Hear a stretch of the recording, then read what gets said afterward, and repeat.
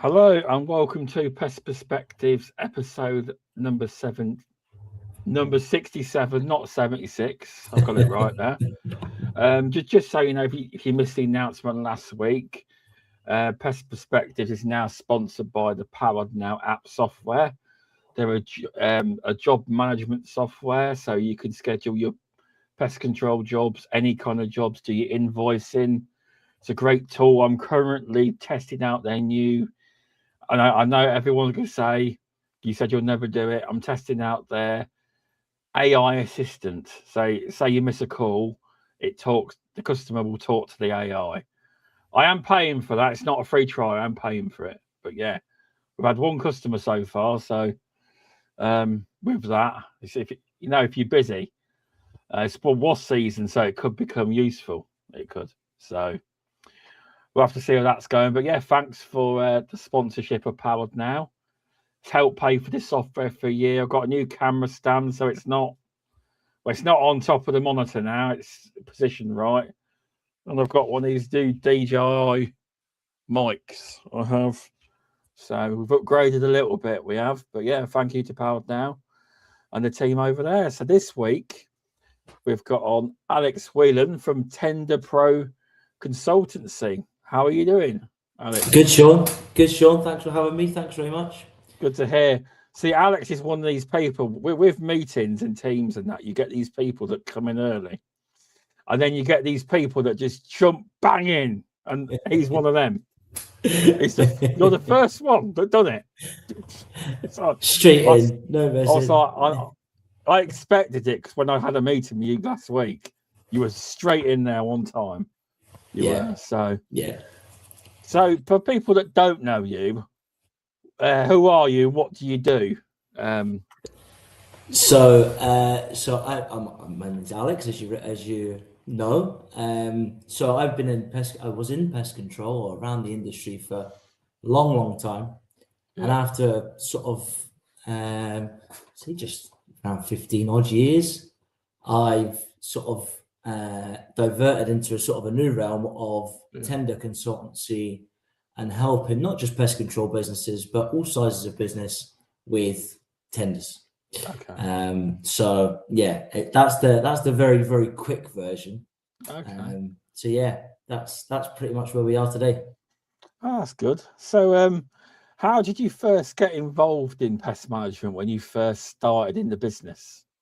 So over 15 years ago.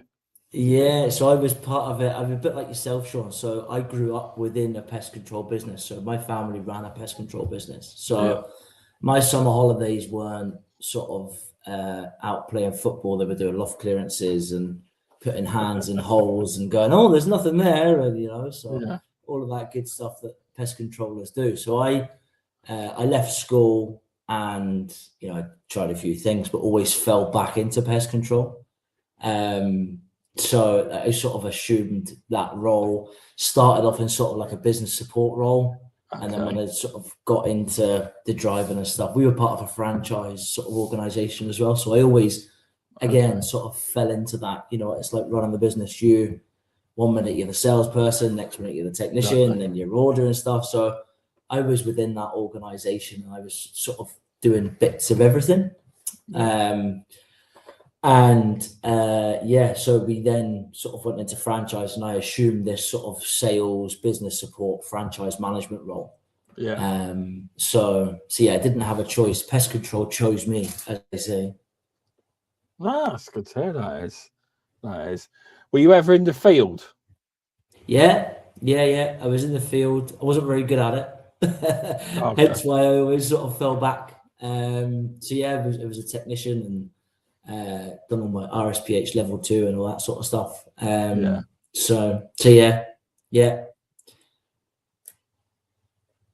was great fun. Good. That's good to hear. That is. So obviously you're more favoured to the office type jobs, yeah. But often that is in pest firms. That's quite an important part of the business. It is. So the reason I brought you on here was because I haven't had. It's been briefly mentioned. It has about about tenders when I had Trudy Martin on, because she does ground maintenance and she does it quite regular. She does, and she touched on it, but obviously didn't go in depth. So obviously with pest control, that there is tendering work to get, but obviously there's loads of different tendering works people could get. You know, you made a post recently, something about £1 billion worth of tenders out there or something. Yeah. You did various different industries. So how would say a pest control company how would they go about if they wanted to approach starting tendering? Is there like a minimum requirement? Do you have to be in a trade body? Do you have to have any health and safety accreditations? How does it work as such, as an overview? Yeah, I mean, it does vary. It varies per contract. But one thing I would always say is tenders are built for, especially the ones that we tend to deal with, and the ones you'll find in pest control. Yeah, will tend to be public sector organizations. So, you know, there's a sort of a common misconception of, you know, we're always going up against the bigger companies, or, you know, they've already been signed off behind closed doors or whatever that may look like. But, you know, if you're not part of a trade association and you haven't got sort of any sort of safety system of procurement, a job management system, like you've mentioned before, health and safety software, all of this stuff that is so natural to so many companies. For a company that hasn't got that stuff, if somebody's sitting in the procurement office and the business has got that stuff and a company hasn't, who comes first, you know? So it's a tricky one. There is, procurement has changed quite a lot, and I think it falls in really nicely into how we started our business. We started our business in sort of December 2024, and in February 2025 the Procurement Act came out, which was essentially a piece of legislation that enabled smaller businesses to win public work. So what does that mean? A big contract that used to be worth, you know, say £1 million, rather than being worth £1 million now, is being split up into lots. So you would have insects, rodents, mammals, birds, you know, or you would have one big area split down into 4 different areas. So the turnover requirements come down, the requirements for the whole sort of contract reduce because the liabilities are less. What you can sometimes find as well is you have sort of 3 suppliers within one lot. So again, like the risk is very small. So it's changed quite a lot, and it does favor the smaller business. It's not got easier to navigate. So that's what we tend to do, is we 90% of our work is sort of making sure that, you know, if you see a contract, we need to make sure it's right for you and your business. And there's no easy way of doing that, unfortunately. It's still just as hard as it's always been. So yeah, to answer your question, it varies, but they are trying their best to make it as easy as they can. So although you don't have to have accreditations, it's better to have accreditations, is what you're saying, really? Yeah, I mean, in pest control, I would be, again, we're dealing with poisons and insecticides and all of that sort of realm of the day-to-day. The pest control tenders that I've looked at would always ask for a trade association. They're also they would also look at sort of the likes of CHAS, Safe Contractor, Construction Line. You do tend to find that if there's not a huge requirement for like an SSIP, like your safety system stuff, there may be like a policy system. So it'd be, have you got CHAS or a health and safety policy? Or it's always comes down to proving it. So you can say, well, we care about health and safety. How do you prove it? You've got a policy, you've got toolbox talks and all that sort of stuff.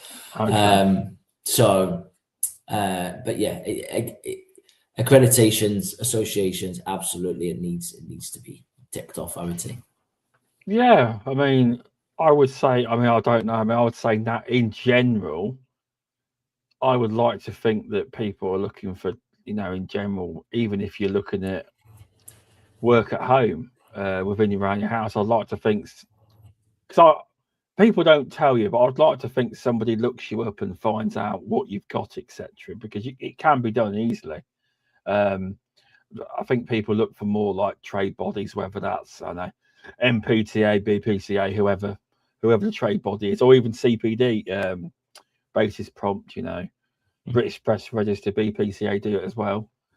But yeah, no, that's good to hear. That is, it's. I think it's becoming a bigger part, because obviously, I am on the board of directors for a trade body, MPTA, but I'm not one of these big pushers of joining people. I'm not like that. I don't want to force people into something. You've got to want to join. You have, because a lot of these trade bodies, they also have things built in. Like a lot of them have Trustmark and health and safety systems, and you can utilize and everything. So quite often, it is quite beneficial if you use everything that you're paying for. It is quite beneficial. A lot of people just love the logo and that's all they use. But now there is a lot more you can have within all the associations. There is. I mean, MPTA's come a long way from where they were 2 years ago, massively, with things we offer. But both associations offer great benefits and tools. And Jason, hello, mate. Thanks for popping in. Regular, my mate, that is. So, yeah. But no, it's good. It's good to hear that accreditations are there. It's more of I haven't got any accreditations, as in I'm not on Safe Contract or Chas. I haven't had the need to yet. But if it was something I was looking to delve into, I would probably go for Safe Contractor if I could. But yeah, so there's a bit of info there for people. So but because I have heard with tenders, there is certain councils. I've just heard this off hearsay, where some councils have, like, they have a main contractor for that does the main servicing, but then they'll have another pest control company that will do call out work. That's very strange. That is. Is that quite common? Yeah. You also find as well that some councils have got their in-house pest control team, and then you get the overspill. So if there's there could be a staff issues or weather or wasp season or an influx of rats or whatever it may be, they always have this sort of overflow, because pest control is very reactive. Nobody's shopping around for, nobody's sort of going, oh, we could do with getting rid of them rats at the back of that housing estate. It's it must be done now sort of thing. So with all the reactive sort of stuff, you tend to find that there's a backup to the backup, and there tends to be a backup to the backup's backup. And it works as well, because you have, a smaller business that if they were to win this big contract and be the only one, it's unsustainable procurement, because, all of that sort of cost and liability, the government were guilty of, not just in pest control, but across the board, trying their best to award to an SME. 6 months down the line, the SME is totally flooded. He's spending too much on materials to satisfy the contract. All of a sudden they liquidate because they can't afford to sustain. So all of these little changes have come into play to support SMEs. So every public contract now, by law, you're paid within 30 days. Really? Okay. I didn't know that, because I've heard these massive lead times of, we're not paying you for 9 months or 3 months or whatever. No, public procurement, it's 30 days. And even if you're working into a contractor that's working, so say if you're working for a facilities management company who's contracting to the council, they would sign a disclaimer at some point, or a waiver to say our supply chain is paid within 30 days. And that is sort of, again, a part of the Procurement Act, where that sustainable procurement, that protection for companies to get into the public sector. It tends to be why we champion that sort of process, because again, it goes back to feedback. So I'm a big sort of it's a big sort of stickler of mine is somebody phones and says, I've had a tender pack through. Okay. It's come through the emails. Okay, who's it from? I don't know the business. Okay, have you spoken to him before? No. Have you Googled it? Can't really find it. Okay, well, there's no point in sort of until you've got that knowledge. Because if someone knocked on your front door today and said, can I have all of your pricing, all of your methodology, all of your sort of RAMs, you wouldn't give it to them. So why would you give it to someone random with this tender? I also imagine, though, a lot of them could be scam artists as well. Yeah. As well, there's a lot of click this link here, and I'd imagine you get that too. Yeah. A lot of that. Yeah. And you never get the feedback. So again, your time is valuable to you and your sort of clients and your family. So you then go and pay an outsourced bid company like myself to complete that tender for you, and you never hear anything back. So again, in the public sector, there's they have to legally hit markers, and they have to be compliant in terms of if you don't win the contract for whatever reason, they have to tell you why. They have to explain their reasoning. That's really good, because most contracts, as you know, in general, they just don't tell you. That's it. Yeah, I once got told they were going with someone else, and that was it. She was all, but it's nice to know. Didn't say why. I think it was price. They were cheaper, probably.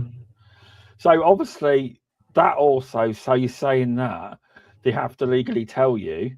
So that means that a lot of these contracts can't be, we're just picking the cheapest contract then.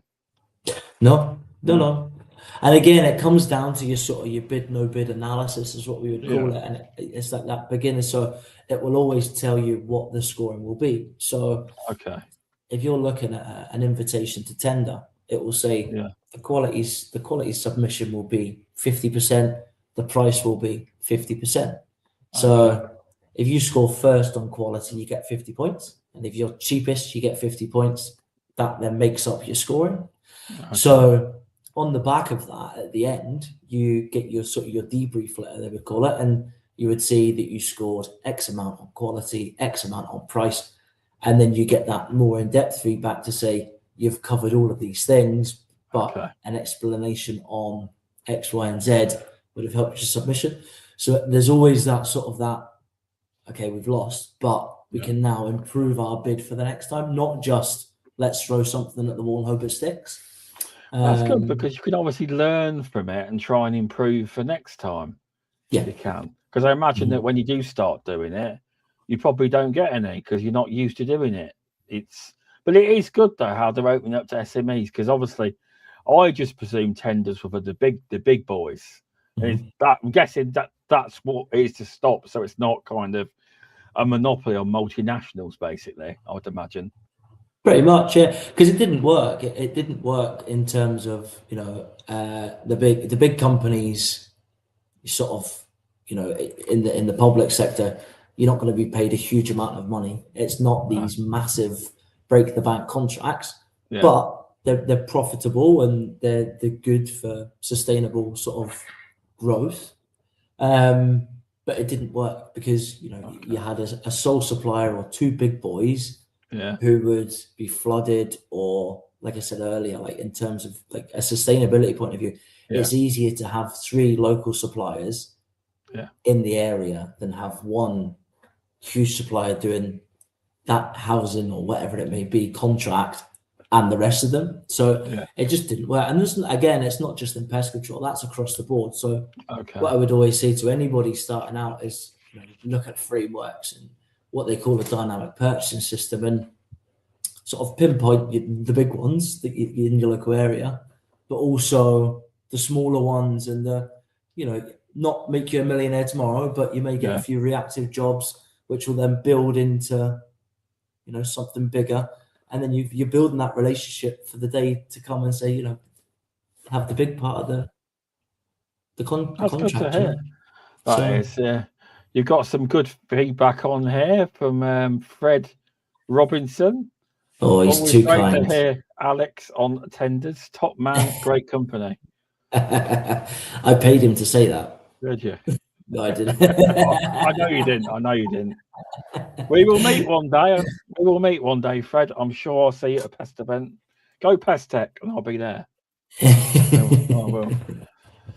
But yeah, no, that's good to hear. That is. So, what kind of is there any kind of little tenders, say, that little companies could go for? Say there was a city council. Is there anywhere? Say a university. What kind of size companies can go for them? I'm on about staff size. What would you recommend? Does it have to be, I've got 5 employees, or does it have to be, to realistically be able to support what they want? Would you say you'd have to have quite a few staff, or could you have, 2 people could do it, or is it just? To be honest, it's just it just varies. To be honest with you, Shaun. It varies in tender. Yeah, it varies on the opportunity. As a rule of thumb, you really, most contracts would require a contract manager, and it is the next step. We've helped sole traders get onto big frameworks and have these reactive jobs through. So I wouldn't want to say to anyone, wait until you're a certain size, because there's no reason why they can't start looking at this stuff today. As a standard, a few guys on the road, holiday cover, absence cover, emergency call outs, because a lot of the stuff that pest control companies would do would be housing. So that never stops. So if it's, one person and one technician, really in reality, if they're getting call outs every single night, is that going to be sustainable for that business? No, you are right. You are. So, especially for big wasp season, if you're going to if it ever comes. They're great points. They are. Yeah, it generally is, and I've always sort of been a big believer in a part of, and again, it's not something that anyone's really taught in any industry, is sort of to get into that routine of, okay, we don't qualify for any tenders today, and we've not really got an interest of doing that today, but in 3 years' time we might. So let's get into the routine of seeing what contracts are coming up, understanding the requirements. Are they asking for a trade association? Are they asking for safety systems and procurement? So you're already building a sort of a plan of, okay, the last 5 tenders we've looked at, they've all asked for construction line gold. So we will need to get construction line gold before we start going for tenders, and that sort of like the MPTA or the BPCA, that sort of routine of, we know the tender process, and then eventually one will come up and you go, let's just go for it. Let's see. Let's learn, because that's what I did in our, my previous business. Nobody sat down and went, right, Alex, this is how we do it. You sort of, the first thing you do is you're blagging it, and then eventually you just start to learn the process. It's a bit like anything, I suppose. So I suppose it's just a case of keep looking at the tenders and keep reading the terminology, then trying to understand what it means. As such, because it's a new world to a lot of people, but I think it's a world that a lot of pest control firms watching this could benefit from. It's a big sector, especially if you get some bigger tenders, I imagine. But it is a factor of the business that I've never had anyone talk on it, so it's good to have an expert like yourself on. It is. Thank you very much. I have that in writing if I can, thanks. Yeah. You've got it in blood now. No, I mean, we've always, it's one of them things where, I've been in the industry for a long time, still got a great passion for it. So we did a workshop for the MPTA last year, and we're always sort of around, hence sort of why I was so keen to come on, to sort of help pest control companies, because we know the sector. We help all businesses in all sort of areas, and although we're not experts in every single business, we are experts in this sort of process. It helps that I was in pest control for such a long time, so it is always going to help that every business of every size, we can always sort of guide and give advice on, this is what we would do, or this is what I would advise you do. So, yeah, I mean, anybody sort of stuck, you've got someone here to help you through that. So yeah, we want to see SMEs winning. And if somebody on the back of this sort of decides to say, let's just give it a go, and one day wins a contract, then it's made it, I suppose. Exactly. Because obviously, I imagine that. Did you get any interest on the seminar you did for the MPTA? Did people come and watch it, or live, etc.? Yeah, it was quite interactive, to be honest. It was quite good.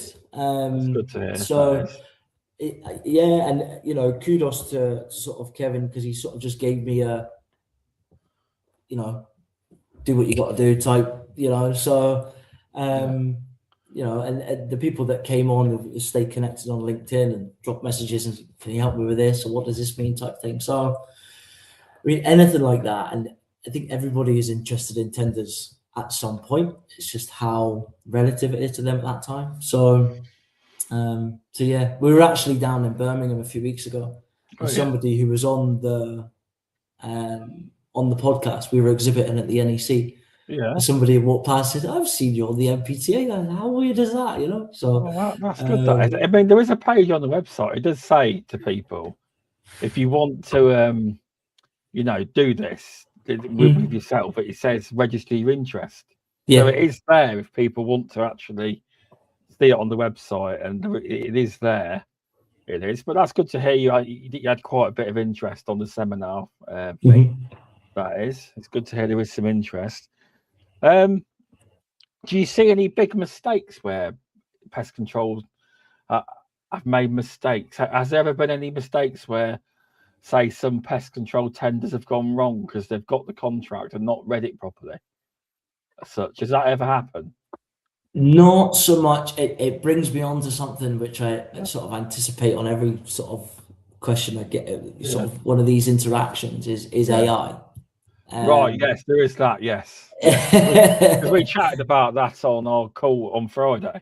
Yes, yeah. So the contracts are always sort of, you've got like an invitation to tender where it'll tell you all about the council and their requirement, and then you'll have like the specification of what they require.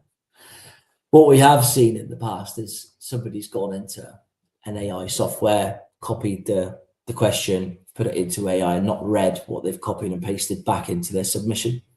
Okay. And that is, that was quite a bad one. ChatGPT in its early days committed this company to be wearing VR headsets to show how to paint a wall and the quality of what this new wall was. And, they got to site and said, where's your VR headsets? Where's the evidence that you promised us in our tender?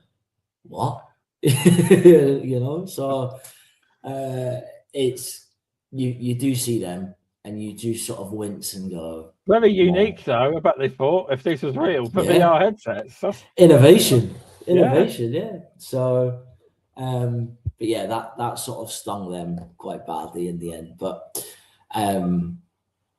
that's the biggest thing in terms of mistakes is AI, because I don't know about yourself. You see a LinkedIn post and it's 5 or 6 lines long. You sort of skim through it and that'll do. That's fine.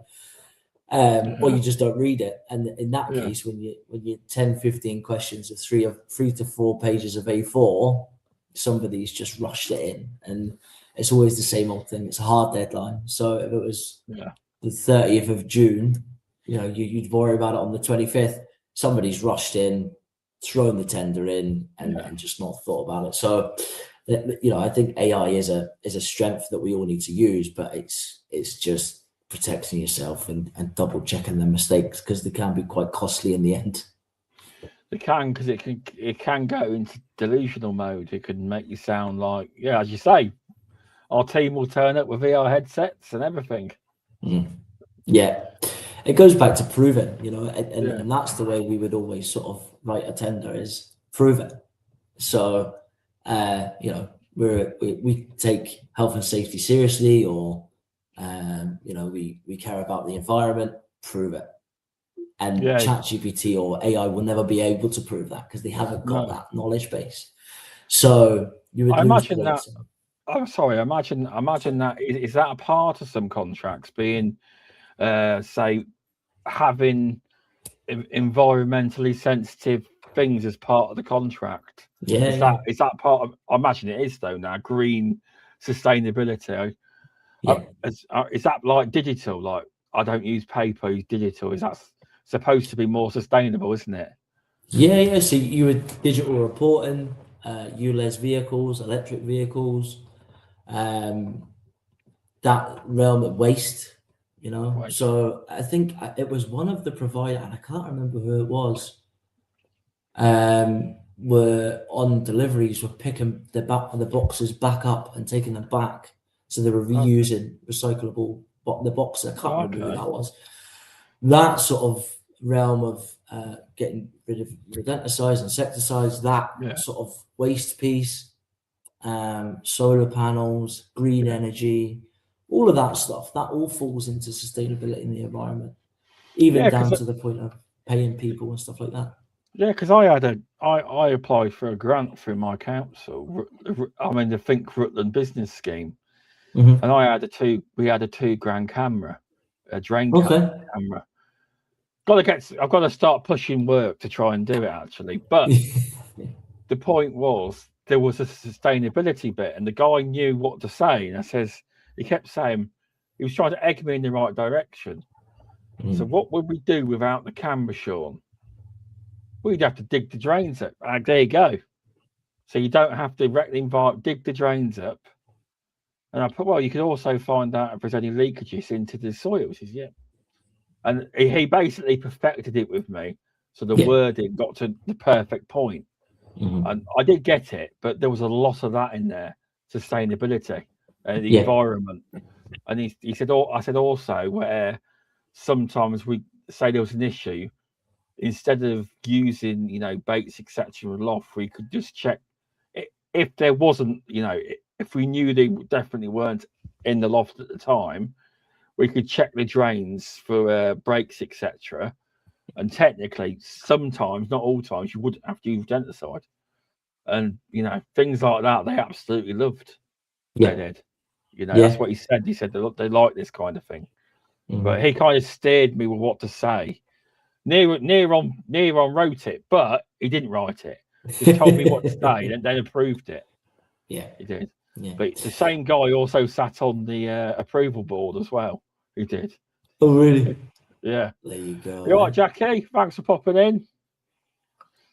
But yeah, it's apparently that was the easiest grant to get out of all of them. They said up to £2,000 it's quite easy. Yeah. But he said it's when you get up to the higher money that it gets a lot harder. It does. It's all about proof and sort of the grants that we don't really get involved in it, to be honest. But one of the ones we have seen, it tends to be like the installation of solar panels in our offices here. That they just install a wind turbine. It's all paid for by the council. Nice.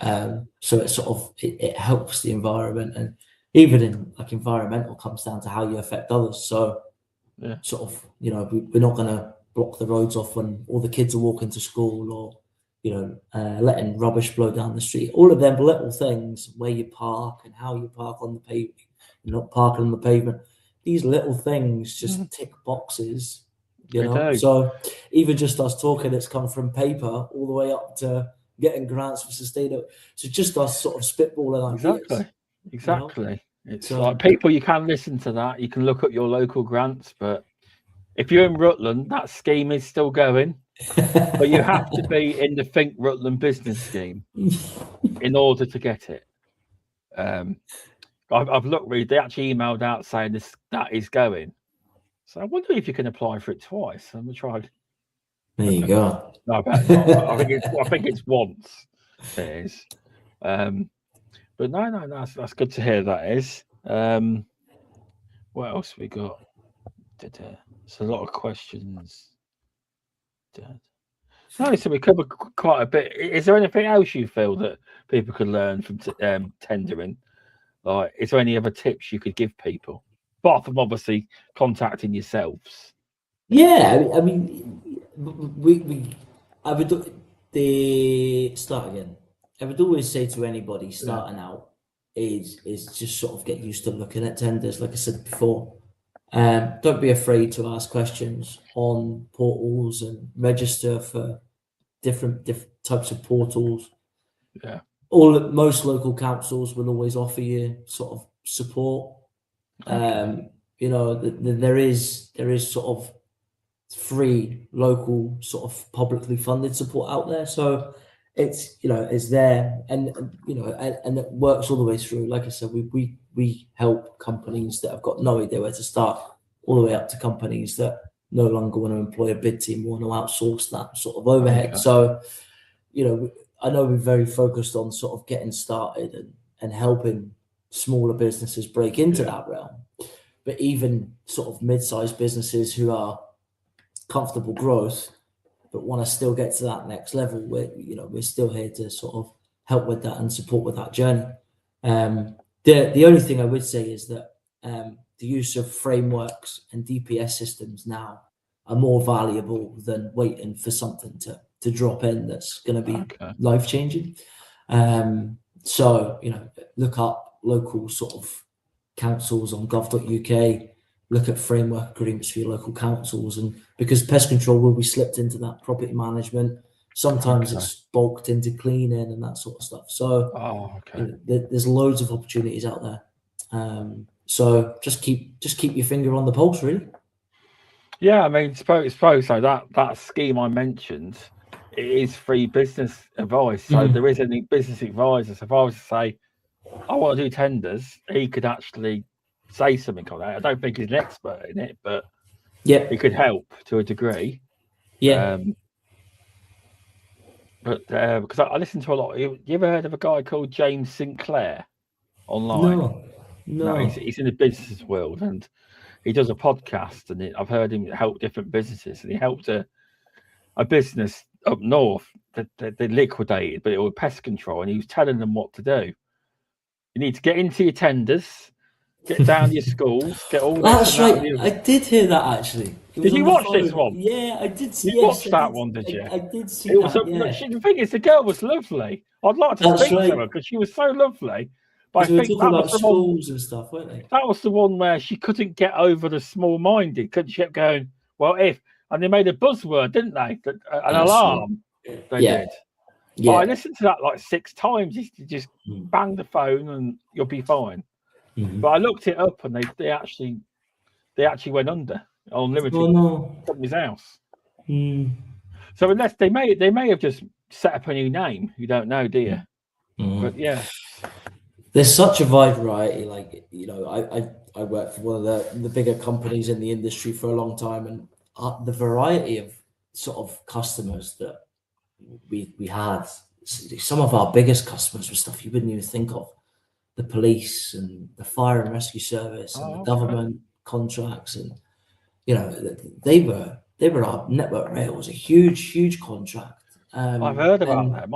I've heard that when you go for tenders with network rail, you have to first become approved first to tender for them. Is that right? Yes, you have to. It's like a PQQ, a pre-qualification questionnaire. And it tends to go through like a tier 1 contractor now, but you have to be vetted to work on a train track and have your accreditations and all that sort of stuff. Yeah, I was talking about from a pest control perspective. It was one of my dad's mates that reckons that he used to do work for them, and he had to be approved, but they'd pay you just for even if you didn't get it, they'd pay you just to price it. Apparently, and it was a lot of money just to price it. Yeah, it was just massive contracts, and it's always sort of. People look for BRC and food and beverage sites and that sort of stuff, but pest control is relative to everyone. The place where a lot of people struggle is, and again, it's quite a big bugbear of mine, is you have FM, reactive maintenance, cleaning. Pest control doesn't fall into cleaning, but it also doesn't fall into sort of trades, electricians, sparky, joiners. So it's like, you speak to somebody, it's like, who does your pest control? Well, it's not here and it's not there. So I don't, it's where does it fit in? Okay. So that's the challenge we always found as sort of a sales team, is speaking to someone new and saying, how do we do that? That's where it's always been a sort of a struggle. Hence why tenders is the best way. You said something interesting there. You mentioned BRC. Mm-hmm. Do BRC CGS use tendering? They may do. So again, the big difference between they may go out to tender, or they probably will go out to tender, but it wouldn't go out to public tender. Oh, so do you mean like they'd contact a load of companies for a price? That kind of version of tendering.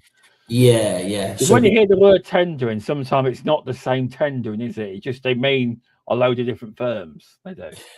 Yeah. So a tender, going out for tender is really no different in sort of asking for a quote. And we sort of put that in our workshop that we do is, that misconception of someone came to you and said, "Can I have a quote for this?" You go, "Yeah, that's your quote." If someone says, "Do you want to apply for tender?" You go, "Oh, that's not a nice word. I don't like that." Right.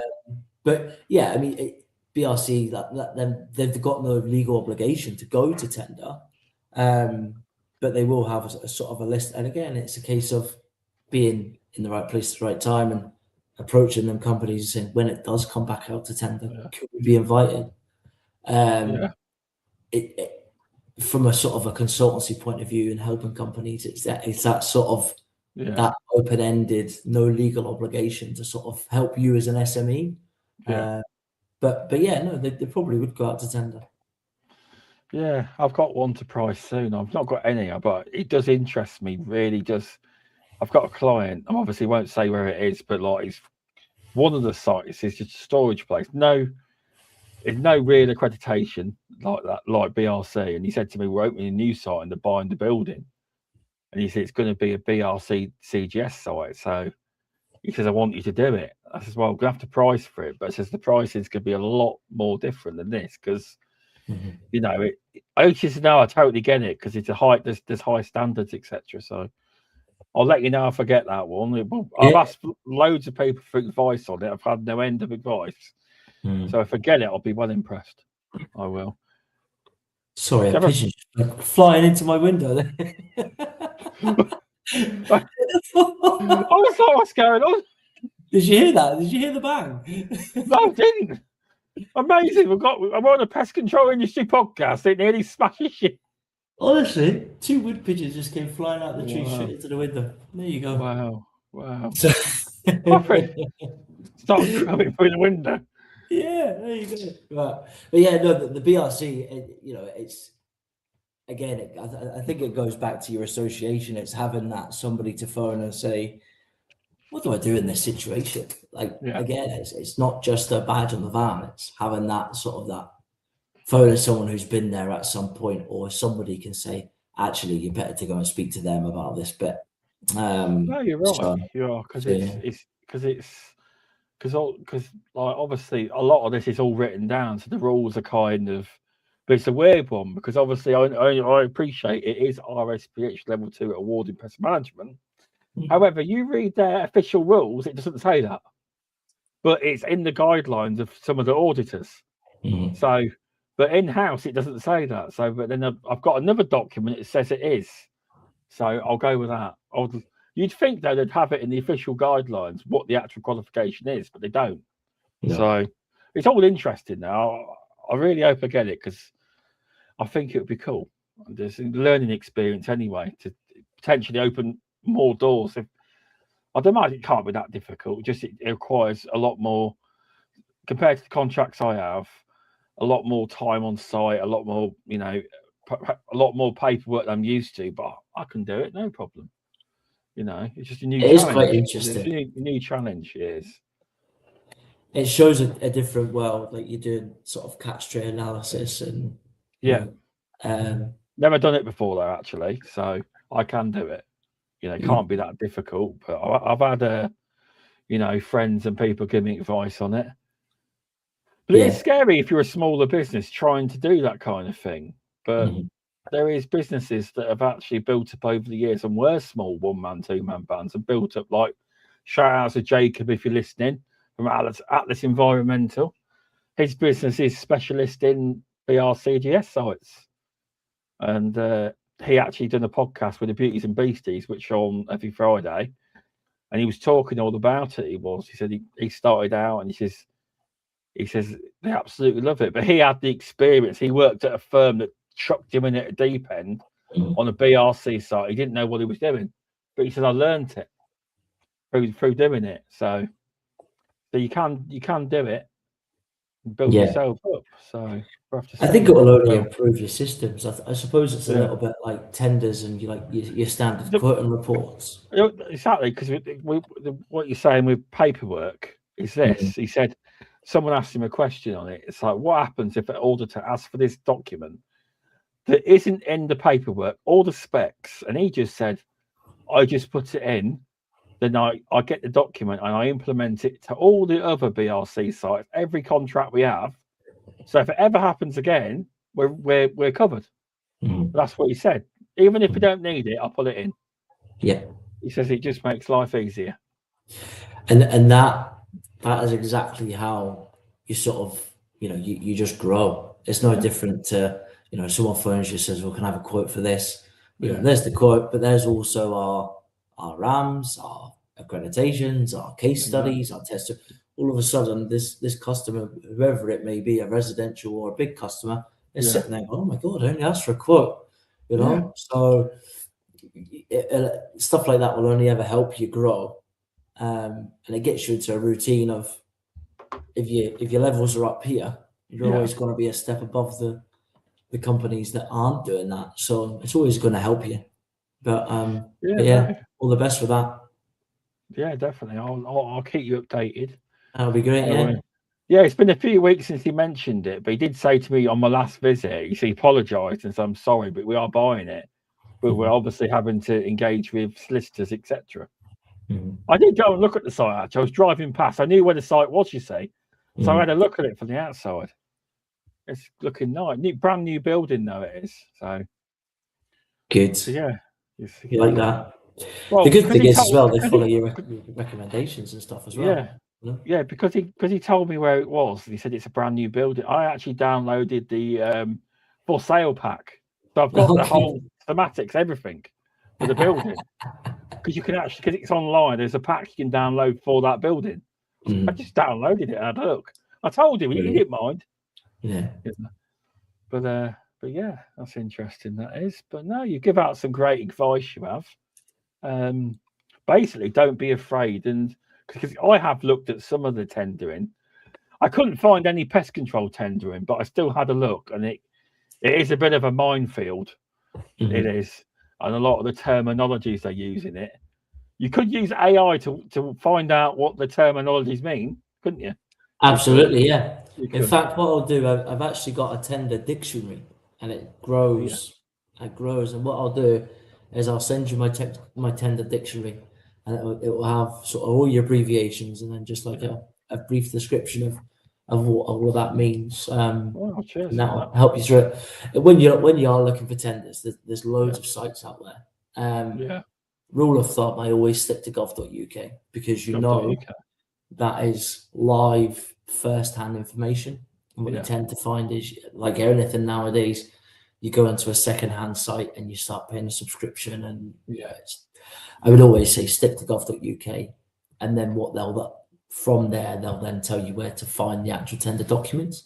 It's like when a website. It's like when a website comes up. We had years ago a website address came up, and this lady rang my dad. It's like, oh, you can have it for about £300. So we rang our company that runs the site, and he said, she's trying to buy the domain and sell it to you for £300. Do you want it? All right, I've just bought it for £3. She never rang back. He said companies do it all the time. They're like a middleman. They see a domain come up that's similar to yours, buy it, and they go, you can have it for £300. But it's actually available for like £3. So it's kind of the same thing, but trying to sell people lists. Yeah. It's just recycled information, and it tends to be as well. You sign up to these sort of, nothing comes out early, especially again in the public sector. No one's finding contracts that are hidden away in some sort of, pardon the pun, rabbit hole somewhere. they're, public information is public information. If someone down the line starts charging for that, then I just see it as wrong, to be honest. So that's always my sort of rule of thumb. Gov.uk, public contract Scotland, if you're in Scotland. And there's the two in Ireland as well, but always stick to. So if people are in Wales, is that just .gov, or have they got a different version of it in Wales? See, they have got Sell to Wales as well. Yeah. Again, so that changed last year. So some of the stuff does filter through to gov.uk from the sort of the smaller nations, but so Wales have got Sell to Wales as well. Okay. But yeah, so them core 4 or 5, they're the ones to sort of look out for, depending on the area you cover, or that sort of stuff. Yeah. So yeah, it's been an insightful chat. It has. I'm sure a lot of people have learned a lot, because it's an area I think that is important. As you say, like, if you're not looking at it, doing it now, and you plan to in the future, you can start looking at it and looking at the basics and learning over time what means what, and then start trying it eventually. So you can start learning it, because it's obviously a process, isn't it? It's a lot of gobbledygook as well. There is. It's really nice. I did a mole job for a school, so I asked him, "Who does your pest control?" And it's a national. And then I've got no chance of going for the contract, because he said to me, they want basically, because it's now trusted. Loads of schools are under trusts now. Mm-hmm. And he's honest to me, the caretaker. He says they want a company that is a pest control company, but they also want the pest control company to do hygiene. I thought, I can't do that. Mm-hmm. I'm too small. I just said to him, I can do your pest control definitely, but I can't do both. Mm-hmm. Yeah, he says, I know. He says, but then again, he says they can't do moles, so they can't do it all. He said, but yeah. Some of them want the hygiene bit, and a lot of small firms can't really do that, can they? No, not really. It's competing with that. It's a tricky one, because I imagine that happens in tenders as well, does it? Yeah. So and it tends to be the smaller the buyer, because obviously from the other side of something that people don't tend to think about, from the other side, from the buyer's side. You think of how much work goes into putting the procurement documents together, and the review process, and the portals, and that sort of cost in itself. So what's the easier way to do it? Group it up. And especially if they've had a contractor that does washrooms and pest control for a long time, this is what we know. It's going to save us bringing out another tender in a month's time. So, and again, at that point, it's always worth a question to say, would you be interested? Would you be willing to split the contract into these two services? If it's a no, there's no point in arguing or getting upset about it. There'll be another one next week, But there isn't many pest control firms I know that are like within the smaller scale. But the one I mentioned earlier, Jacob from up north, Atlas, he actually does washrooms too. Oh, there you go. He actually does both. He does.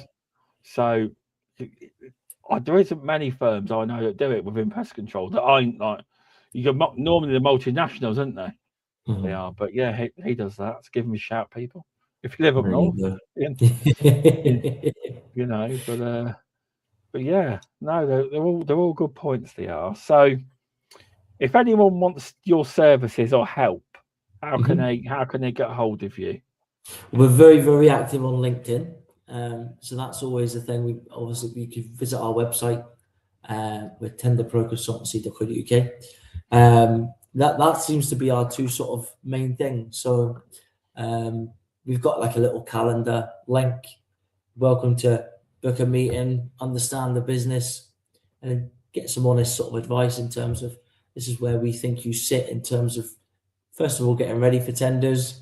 This is what's available just now, and this is your sort of your short, medium, long-term plan. That part is totally free. And we've sort of set ourselves up to cater for anyone and everyone, whether that be getting ready for tenders, finding tenders, or sort of the big part of the business is managing that process from submission, so publication, to submission, and everything in between. Yeah, because I've heard they take a long time to put together. So do you do that service as well? You'll put the tender together for them as well? Yeah. Do you also do a bit where they do it and you review it, things like that as well? Yeah, no. So we manage the whole process. Okay. So especially in sort of pest control or something we're quite sort of used to doing. Yeah. We, because the bigger companies have these sort of bid managers or they've got departments, haven't they? Commercial people. So we're effectively outsourced commercial people. So you can go on with your day-to-day, not worry about the tender. We have a review meeting sort of twice before submission, but we manage everything in between. We write the tender for you, do a bit of information gathering, of course, to understand what makes you unique. But our sort of USP is give us the tender, we'll deal with that. Here's the pricing document. See you next week, type thing, So yeah, that's the main service, really. Yeah, no, that's good to hear. And if anyone wants to chat to him or speak to him, reach out to him on LinkedIn or via the website. And I will drop your link in the descriptions when I upload them in a bit. I won't do it on Facebook because they throttle you. No, if you put links on Facebook, it throttles. So have you noticed on LinkedIn, you should, if you make a post, you should put it in your comments. So put the website in a link in the comments. Oh, okay. It's becoming a thing where social media companies are now throttling people for putting links in. So a lot of people now, you may not use Facebook, but you'll notice if you look at a news article on Facebook, the actual link is in the comment section. It's because they throttle they don't want people leaving Facebook, basically, or leaving LinkedIn. So a lot of people like myself, I've started to put the links into the comment section. I don't know if it's a thing on LinkedIn yet, but I've started to do it. I have. Well, there you go. We've all learned something now. Well, yeah, I might be wrong, but I did notice that if you put a link in even on Facebook, it tells you. Basically, we're throttling your post because they don't want you to leave Facebook, you see. But in the comment section, it's fine. So, there we go. There's a bit of useless information for people. Yeah.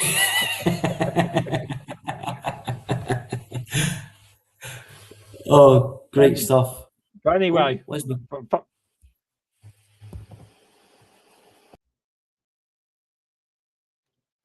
it's gone. It's gone. That's it.